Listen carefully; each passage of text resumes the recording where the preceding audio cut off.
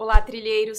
Nessa aula, então, a gente vai falar um pouquinho sobre quem é sujeito ativo e passivo para a lei de improbidade administrativa.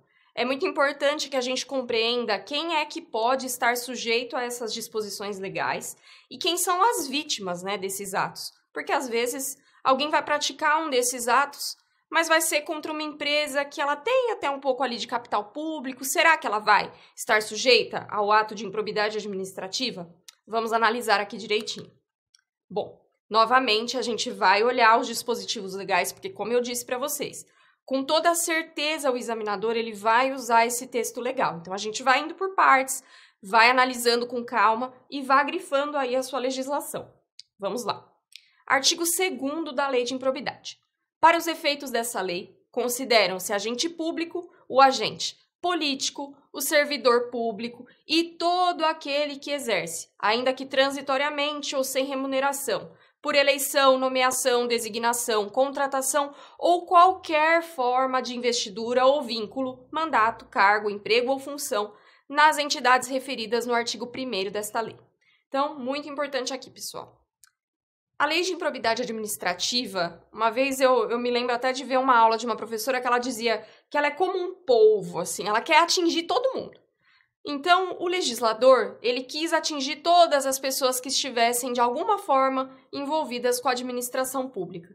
Ah, mas o mesário, ele só vai ser servidor ali, nem servidor é a palavra, ele vai ser um agente público só naquele momento ali da eleição, depois ele nunca mais vai participar de nada da administração, ele trabalha no ramo privado, não pensa em prestar concurso, nem nada disso.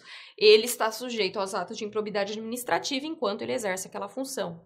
O jurado, convocado para o tribunal do júri, mesma situação, pessoal. Não importa que essa pessoa ela não receba nenhuma remuneração, não importa que seja transitório. Se a pessoa ela está desempenhando esse papel de agente público, ainda que por um momento só, ela vai estar sujeita às disposições dessa lei. Parágrafo único. No que se refere a recursos de origem pública, sujeita-se às sanções previstas nesta lei o particular. Então, o particular também vai estar sujeito. Em que situação? É uma pessoa física ou jurídica que celebra com a administração pública convênio, contrato de repasse, contrato de gestão, termo de parceria, termo de cooperação ou ajuste administrativo equivalente. Então, aqui a gente vê também uma disposição um pouco mais aberta, um rol ali um pouco mais amplo, para envolver qualquer particular que, de qualquer forma, esteja contratando ali, tendo uma relação com a administração pública. Ainda que ele não assuma a posição de agente público, ele está, de certa forma, tendo um contato direto com a administração. Então, nesse caso, também estará sujeito a lei de improbidade administrativa. Esse é o caso, pessoal, por exemplo, de alguém que vai prestar um serviço. Então, imaginem que uma escola pública, de repente, ela precisa de uma manutenção de um ar-condicionado que ela tem ali na sala da diretora. Quem é que vai prestar esse serviço? Muitas vezes é um particular. A administração pública ela não tem servidores para desempenhar absolutamente todos os papéis que ela precisa ali dentro. Então, ela vai contratar um particular, um terceiro, e enquanto ele estiver nesse contrato ali com a pessoa, ela vai poder, sim, estar sujeita, porque ela está fazendo uma certa contratação com a administração. E é lógico que vai muito além disso, eu dei um exemplo simples para você pensar nas hipóteses mais abrangentes, mais amplas, que é o caso, por exemplo, de uma empresa que presta um serviço de construção de uma escola, e nesses casos, sim, é que vão acontecer, de fato, eventuais desvios que podem estar sujeitos à lei de improbidade administrativa. Artigo 3º, pessoal. As disposições desta lei são aplicáveis no que couber àquele que, mesmo não sendo agente público, induza ou concorra dolosamente para a prática do ato de improbidade. E aqui a gente tem a figura do terceiro, pessoal. Ele não é agente público. Ele não está contratando com a administração na figura de um particular, como está ali no parágrafo único do artigo 2º. Ele é simplesmente uma pessoa que está ali de fora, induzindo, estimulando aquela pessoa que está ali próxima, seja ela um agente público ou um particular, a praticar esse ato de improbidade, porque ela vai se beneficiar ou ter alguma finalidade ilícita ali, algum benefício ilícito com isso. Então, essa pessoa também está abrangida pela lei de improbidade administrativa. Então, só para a gente retomar, quem é sujeito ativo? Todo aquele que tem vínculo com a administração, que são os agentes públicos, o particular que contrata com a administração, seja ele pessoa física ou pessoa jurídica, e o terceiro que se beneficia, que induz, que instiga esse ato de improbidade também. Algumas ressalvas, pessoal. As sanções, e isso está ali no artigo 1º, parágrafo 2º. As sanções dessa lei não se aplicarão à pessoa jurídica, caso o ato de improbidade administrativa seja também sancionado como ato lesivo à administração pública, de que trata a Lei 12.846, de 2013. Então, como eu disse, pessoal, essa lei, em alguns momentos, ela vai ser ali um soldado de reserva, né? Como dizem os doutrinadores do direito penal. Nesse caso, ela fica ali em segundo plano, esperando que uma outra legislação englobe aquela conduta. Caso não englobe, aí pode sim haver a resposta aqui como ato de improbidade administrativa.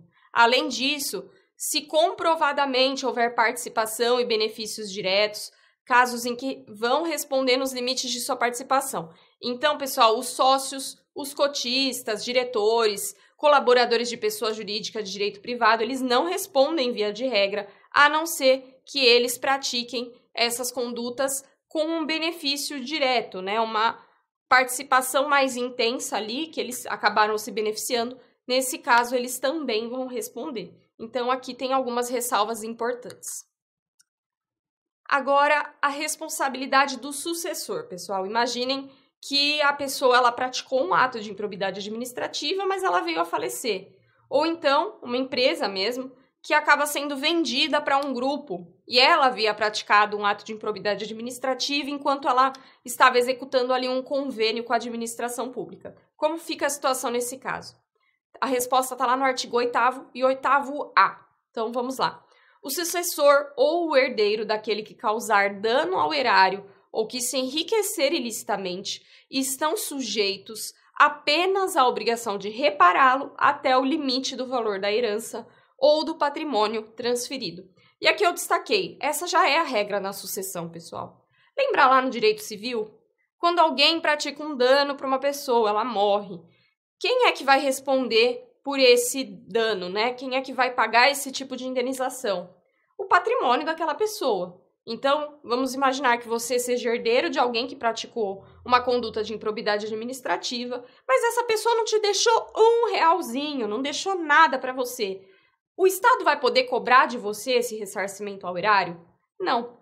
A não ser que você tivesse recebido, porque aí, de certa forma, esse patrimônio que foi transferido, ele foi já aumentado, né? Parte dele ali já pertencia à administração. Então, nesse caso, é sempre uma questão de evitar o enriquecimento ilícito. O artigo 8º-A, então, fala um pouquinho sobre essa responsabilidade sucessória, nessa modalidade, né? Somente o patrimônio que foi transferido, também se aplica na hipótese de alteração contratual, transformação, incorporação, fusão ou cisão societária. Então, não só com relação a pessoas físicas, mas também pessoas jurídicas aqui nesse caso. Nas hipóteses de fusão e de incorporação, a responsabilidade da sucessora será restrita à obrigação de reparação integral do dano causado.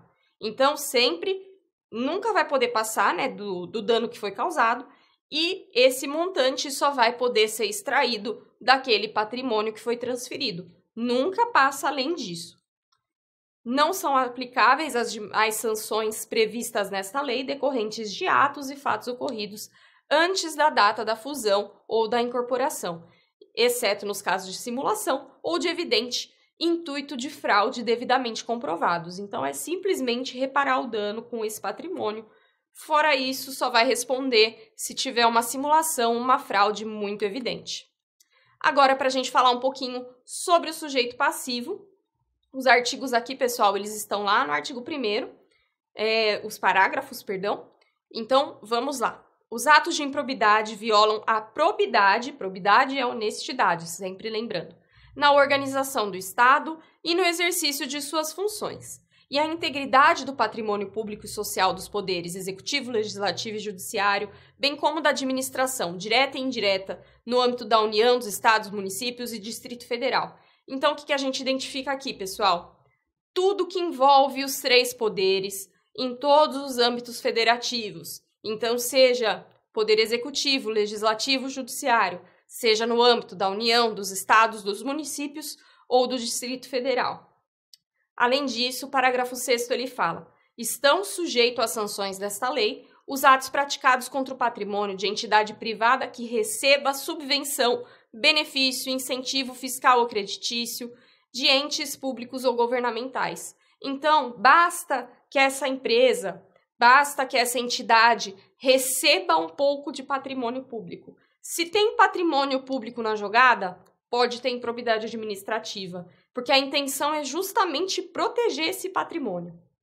O parágrafo 7º, pessoal, além disso, fala que, independentemente de integrar a administração indireta, estão sujeitos às sanções dessa lei os atos praticados contra o patrimônio de entidade privada, para cuja criação ou custeio o erário, o patrimônio público, né? Aliás, eu vou diferenciar depois com vocês erário de patrimônio público, mas nesse momento só vamos seguir aqui, pessoal. O erário haja concorrido ou concorra no seu patrimônio ou receita atual, limitado o ressarcimento de prejuízos, nesse caso, a repercussão do ilícito sobre a contribuição dos cofres públicos. Então, se parte do dinheiro roubado, né, vamos imaginar aí um desvio de verbas, se esse desvio abrangeu esse dinheiro público, nesse caso, a lei de improbidade administrativa ela vai tutelar somente aquela porçãozinha que era dinheiro público. O que era dinheiro privado não é tutelado pela lei de improbidade administrativa. Então, só retomando, quem é sujeito passivo, né, ou vítima aqui dos atos de improbidade administrativa, a gente vai ter duas figuras. Os sujeitos passivos primários, que é a administração direta e indireta, que é no âmbito lá dos 3 poderes, né, da União, Estados, Distrito Federal e municípios, e sujeitos passivos secundários, que são esses entes privados, sempre tendo por critério o dinheiro público. Espero que vocês tenham entendido, pessoal. Eu sei que é uma aula mais pesada. Essa lei de improbidade ela é mais densa mesmo, mas a gente vai indo por partes e compreendendo ponto a ponto. Aguardo vocês.